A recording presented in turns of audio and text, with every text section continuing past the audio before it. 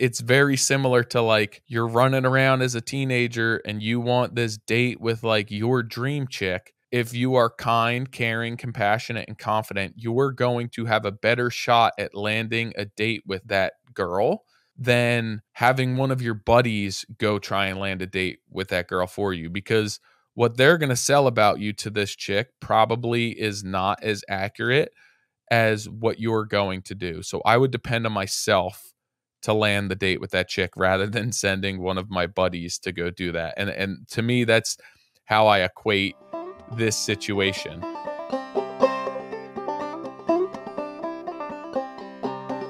What's going on, everyone? Coming in hot today. Hope you're having a good week. My week is off to a decent start. We are having wonderful weather right now, but I do have a springtime cold. My damn kids got me sick again.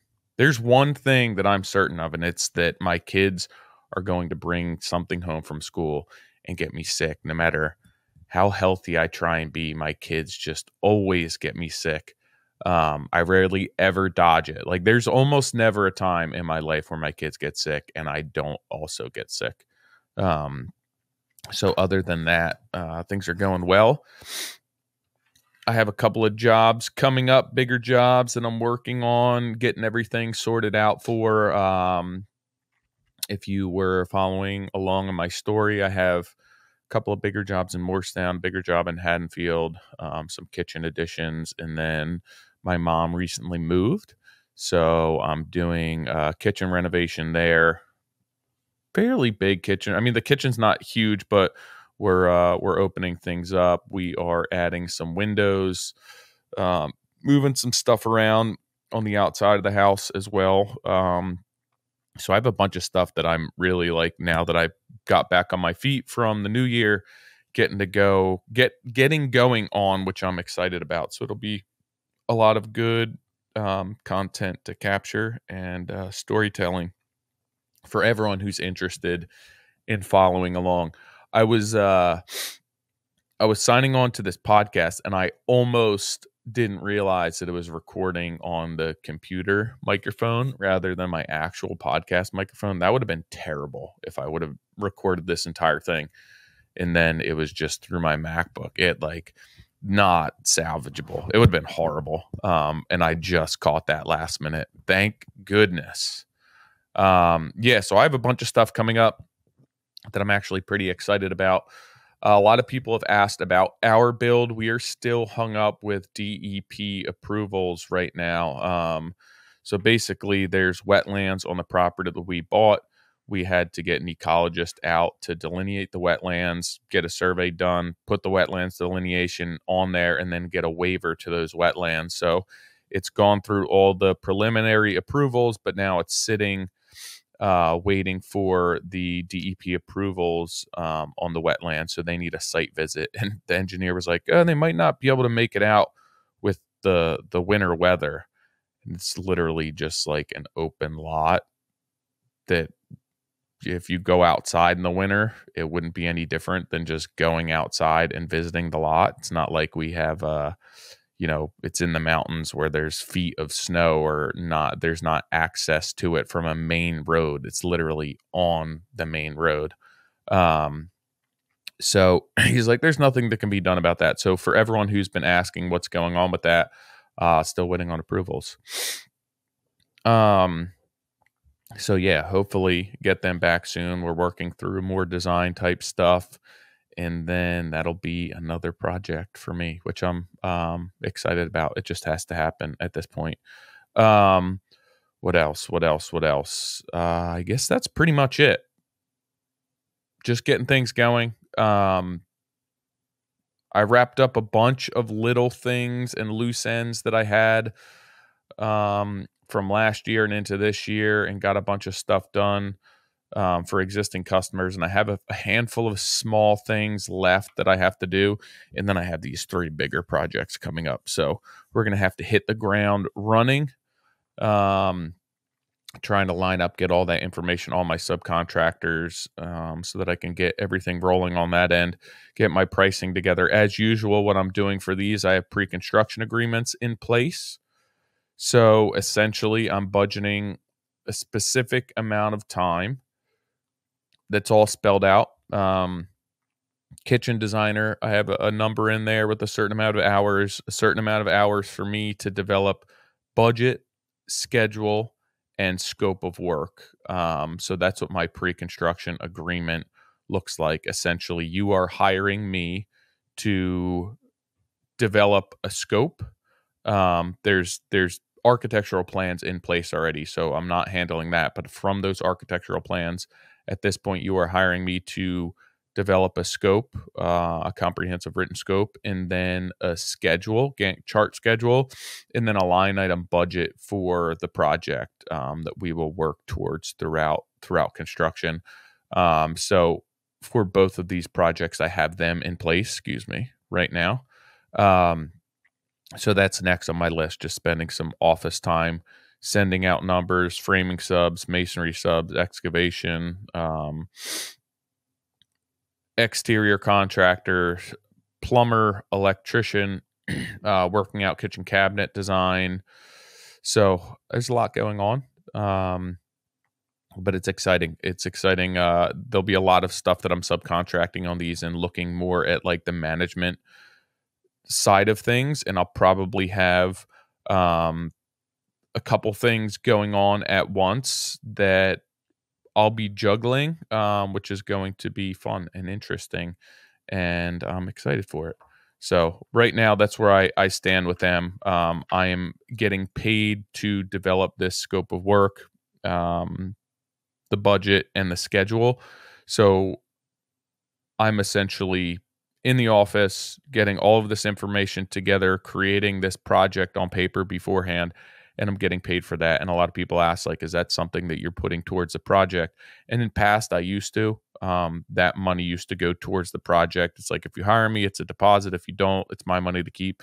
At this point, it's time that I have to spend that right now I'm in the office. And if I'm spending 40 hours, 80 hours, whatever it is, developing this scope of work and this job, I don't have an estimating staff. I don't need to do this for every project. This is really just for the projects that the customers want me to do. So it's all part of the cost of construction that needs to be done. So now I'm charging my rate to do this, and that is just pre-construction payment.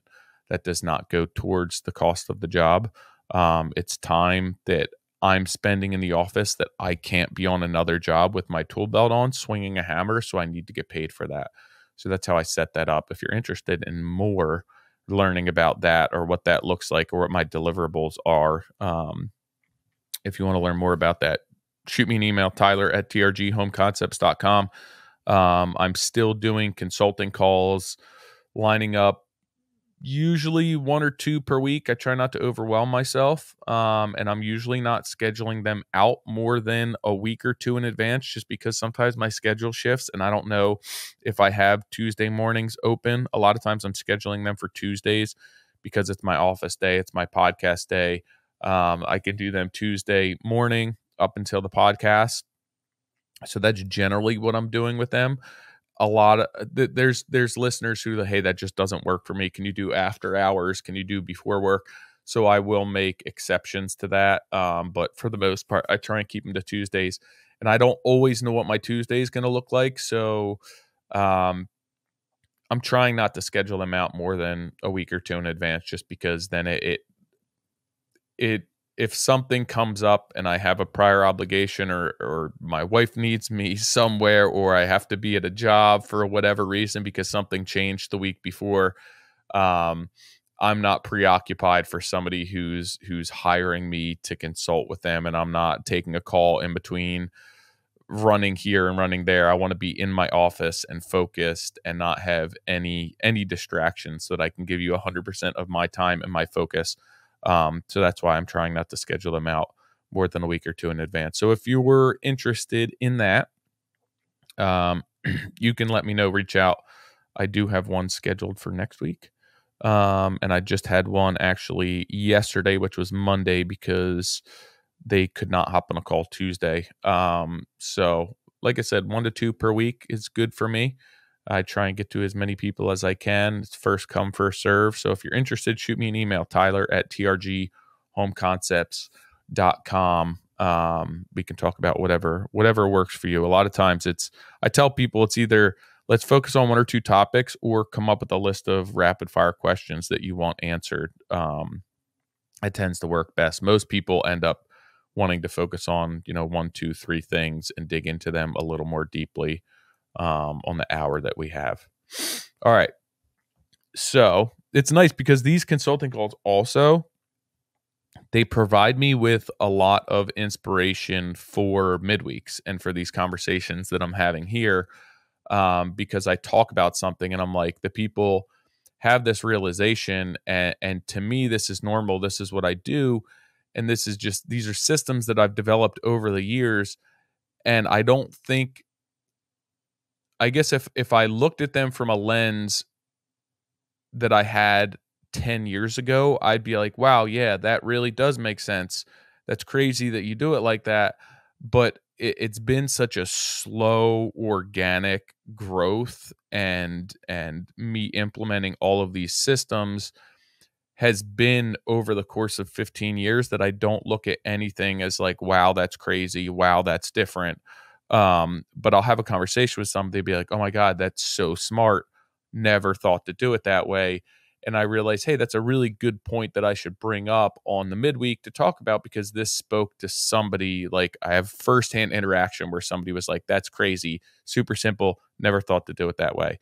So I had a consulting call with a young guy yesterday who's thinking about going off on his own, has a business model in mind. The business model is more owner operator, remaining very lean. So the conversation is like, how do you set that out? How do you establish out? How do you ensure that you're profitable? How do you price jobs?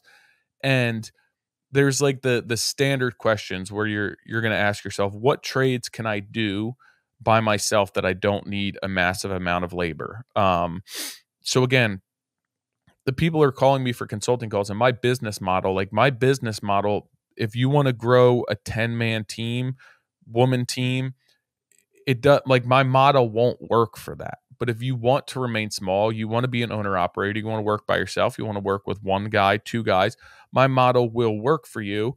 I'm not, what I'm doing is not extremely complex. It's not difficult. I'm refining what I'm doing, and I'm maximizing my profit on a very small amount of hours. And I found a way to make a decent living, not having to do a ton of work. And that hearing it sounds really simple, but when you're doing it, it's actually, like, I struggle for it for many years. So a lot of the people who want to speak with me or relate to me, yeah, it makes sense to them and they understand, and I'm helping them so much. But if you're one of the people who works for a big company and you use a ton of software, and you're like a very technologically advanced company and you have 15 people, like, what I'm doing probably doesn't make sense to you, and you probably can't relate to it, and that's fine. But you just have to understand that, like, not everyone wants to have the level of company of running, project management software and having 3-4 different subs for every job that you look at. That's just not me. That's not what I want. And I've realized that there's a lot of people out there that can relate to that. And they basically, they worked for somebody and they've capped out at what they can make, and they want to go off on their own to provide themselves a little bit more financial freedom, but they don't know how to do that. And so what I would like to be able to help with, and what I find myself through these phone calls learning more, is that there's a way to get into this and a way to do this that you don't have to struggle for 10 years. And, like, you're still going to struggle. And there's going to be days when you struggle, and there's going to be months that are better than other months. And there's jobs that are still going to be difficult. But to set off on the right foot and have the understanding of just the basic principles of how you need to set yourself up to make money being small, because you're not making money on a dozen employees' labor. You're making it on your own labor, or maybe one person's labor, and some markups on subs. How do you do that? And a lot of times the numbers, unless you understand what the numbers are, they won't make sense to you. We end up cheating those numbers to appear as though we have this profitable, lucrative business, but we don't.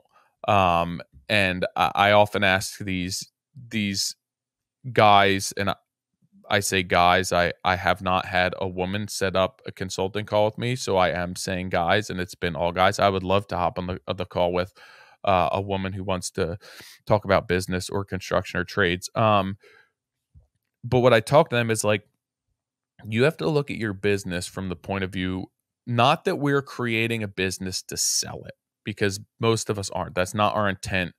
Like as a small owner operator, you don't have the same business mentality as somebody like Nick who wants to grow this big company. We just don't. That's not what we want. But you still have to look at this from the vantage point of, if I were to sell my business, like, would somebody buy this? Would somebody invest in this? And I look at that 10 years ago, where it's like, okay, so I'm maybe taking home 70 grand a year and I'm working 3,000 hours. So if you do the math on that, like, is that a sound business investment? If you think about all of the risk, all of the headache that you have, and what your hourly rate is, right? That's like less than $25 an hour. And if a job goes south, it's just cutting into that rate even more so. So, like, if somebody were to invest, right, where they can plug and play and they could buy your business and put somebody in place to run this, is it a sound investment to buy a business where somebody owns it and has all of this responsibility, stake, and liability for $23 an hour? No, it doesn't. So you want to create a business model where you can make a good amount of money on the least amount of hours when you're small. And if you want to work more hours than that, great, but your profit margins are the same. So I look at it as like, yeah, if I could create a business where somebody's making $125, $150 an hour, and they don't have to work 3,000 hours a year, right? They could work 1,600 hours a year. That is a model that somebody would say, yeah, I would buy that and I would pay that, and it would be a sound investment, right? So if you're making $200,000 a year and you're working 1,600 hours, at that point, you're making $125 an hour. And like, that is a business model that an investor would say, yeah, like, there's not a ton of risk there. There's not a ton of hours. There's not a ton of overhead, not a lot of liability. I could buy that, plug and play, and put somebody in. So I look at it from that vantage point where, like, I'm not looking to sell my business, but when the numbers are accurate and transparent and when it's all out there, is this a model that somebody else would purchase and plug somebody into? Or are you running a business where anybody in their right mind would be like, that's a terrible idea. I could go make $25, $30 an hour working somewhere else with no responsibility, no risk, health benefits, paid time off, all of that stuff. That's the vantage point that I like to look at this from, where it's like, don't lie to yourself about the numbers.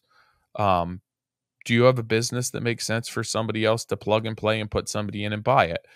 Again, not looking to sell it, but just be honest with yourself. Dumb it down a little bit.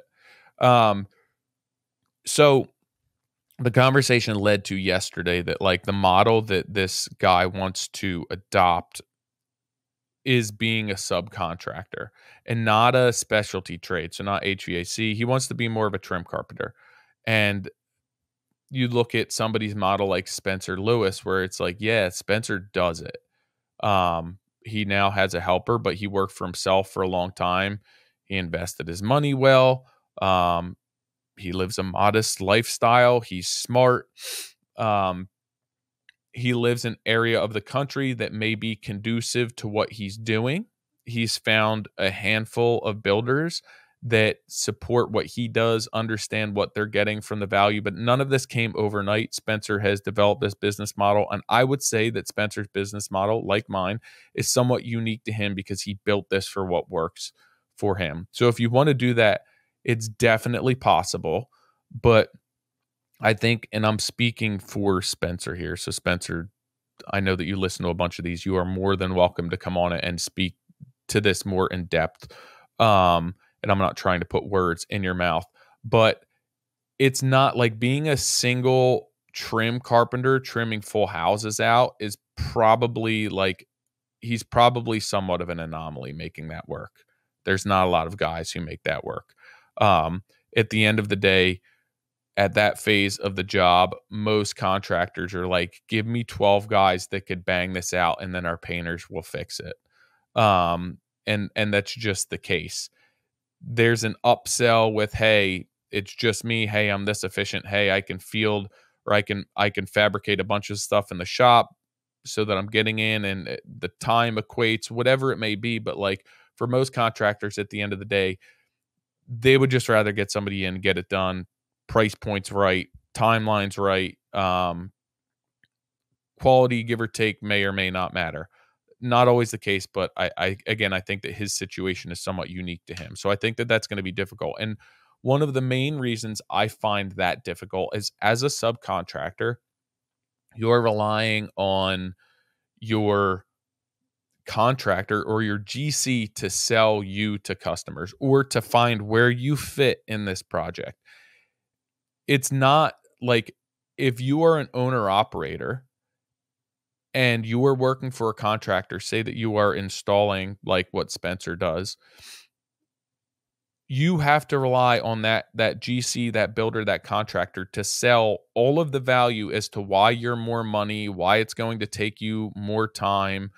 Assuming that that's the case, maybe your price point is somewhat in line, but like why it's going to take longer. Why should we go with this person who has a backlog of work? Because you're not making money on 4,000, 6,000, 10,000, 20,000 hours a year.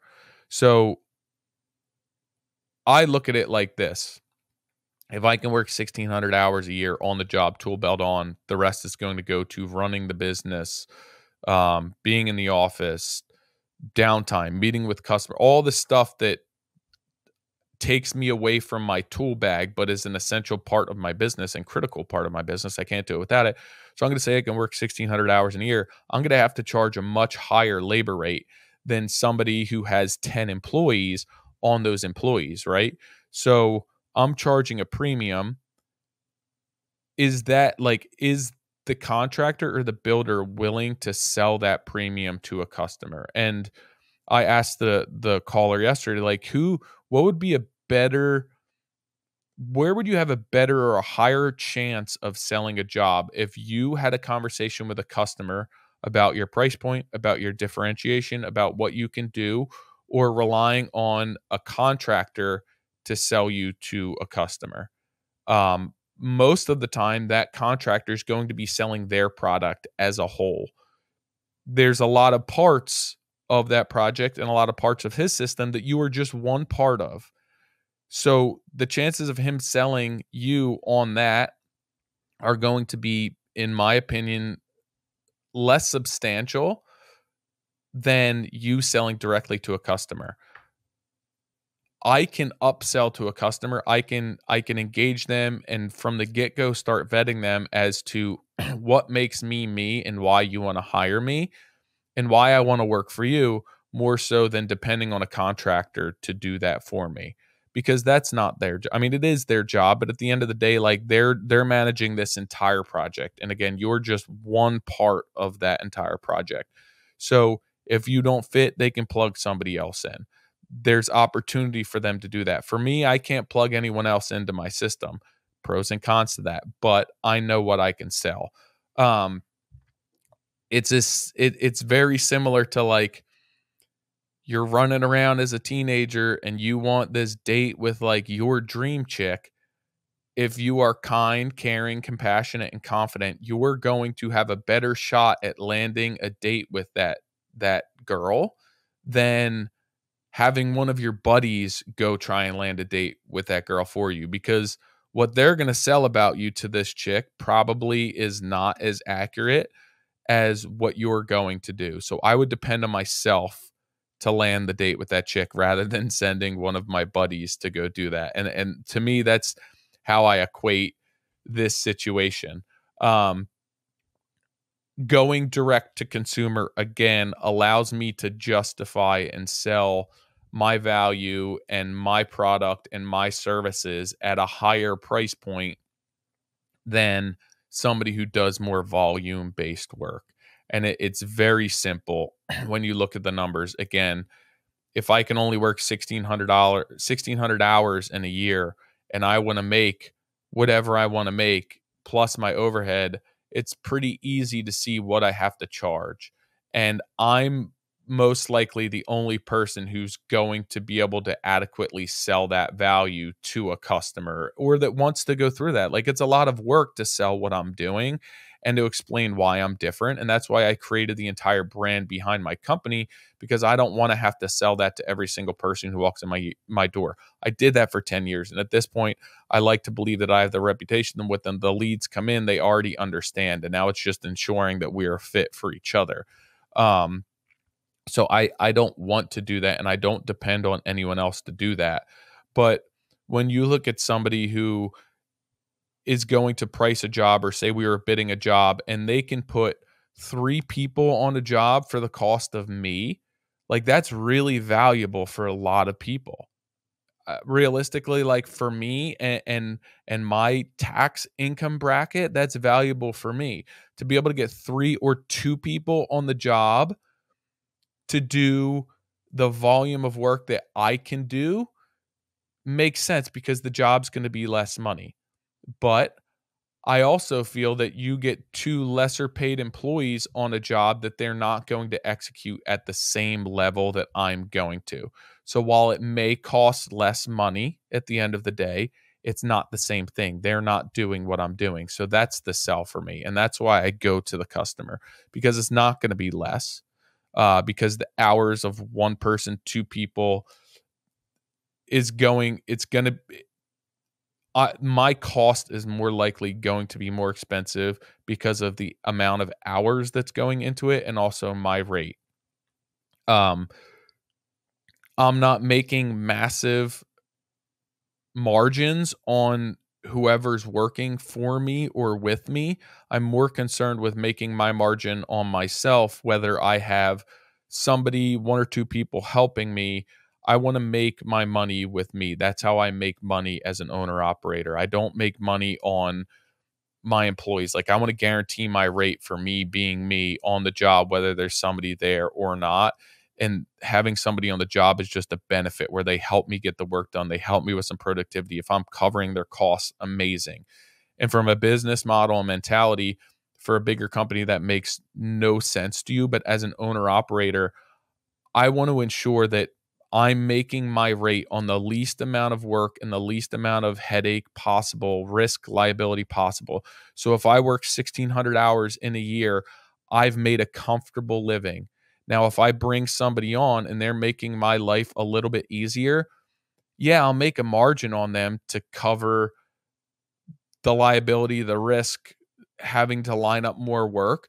But I don't necessarily want to base what I make in a year on that person, because if I don't want to take the size jobs that I need 2, 3 people on, I want to be comfortable in the space that I am, the size that I am. So a lot of times those people coming in, it's not about me making margins on them as much as getting them paid for through the budget that's incorporated into the job. If I can make my rate and have help and they're paid for, even if I was making nothing on top of them, I would still be okay and comfortable with what I'm making. Again, from a business model or business perspective, if you want 10 people, you want 12 people, this probably doesn't work. It probably doesn't make sense.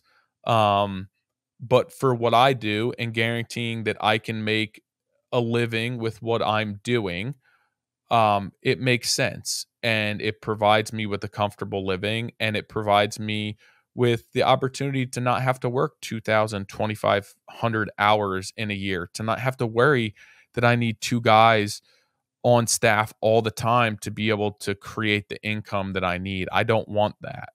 And that's probably not like a sound business move from like the pure sense of business, but that's not necessarily why I got into this. And I've realized that there's a lot of people who have gotten into this for the same reason that I have.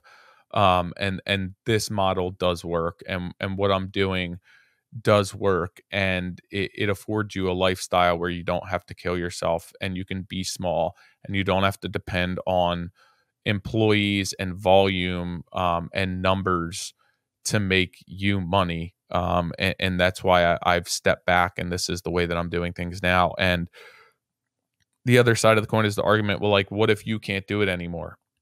I've already established a model that affords me an opportunity to manage these projects and not necessarily own the labor and still make the money that I need to, because I don't need that many hours on each of these jobs at my rate to make what I need to. So there's enough in the budget to cover me and whatever trades I want to partake.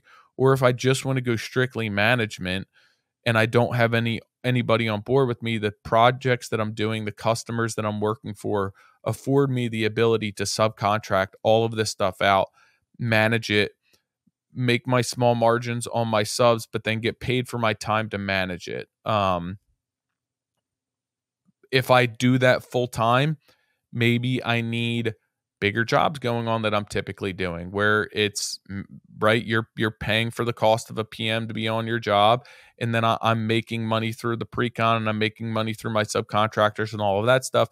Maybe I need 1.5, 2 jobs going on at a time. There's an opportunity to bridge into that as I get tired of wearing the tool belt and everything else. Obviously, from my own perspective, I've created alternative means of income through social media, through partnerships, through blog posts, through teaching, everything else. I've created all these other outlets that me not working 3,000 hours a year has afforded me the opportunity to make money elsewhere. So it's not just through this. So yeah, I can make a good living on this, but now I'm not banging my head against the wall working 3,000 hours a year to make less money and keep more people busy. And now I don't have an opportunity to make money doing anything else. And it doesn't even have to be construction related. If you're working a reasonable amount of time, there's plenty of people who work 40 hours a week and then they have a side job, or they do something at nights or on weekends. You could write articles for these magazines. You could create content for companies online. You can sign up and teach at JLC. There's so many opportunities out there if you afford yourself the time to explore those opportunities and entertain those opportunities. And this all works with my model and being small and reducing your overhead and ensuring that you're making money on yourself and that's covering you, and that you don't necessarily need to plug people in to make a living for yourself. So again, this is why I'm going direct to my customer to sell all of these things that I don't feel as a subcontractor or depending on somebody else to get me my leads really work for me, because it's unique to me and it's something that I believe in, and it's something that's different for me, and it's something that's not everyone wants to sign up for, but there's enough people who do. So that was a bunch of my conversation with this guy yesterday, and it just being on the phone call with him, thinking the model that he wants to adopt may not be a viable option in his market. And if you do want to be the small owner operator, what trades do you have the capacity to do this on, where you don't necessarily need the volume of people? And again, from a business perspective, maybe that doesn't make sense for a lot of people, but there's a lot of men and women out there who just, they're working for somebody. They don't necessarily want to own their business, but they want to be able to make a little bit more money. And what I do, you're going to have to invest time. You're going to have to invest money, invest effort. It's not easy. It's not going to happen overnight. But what I know now, if I would have implemented day one, I would probably be 5 to 7 years ahead of where I am at this point. And I would definitely take that, knowing what I do now. So if that's of interest to you or you want to talk about it, definitely reach out to me, Tyler at trghomeconcepts.com. For me, that is going to wrap it up today.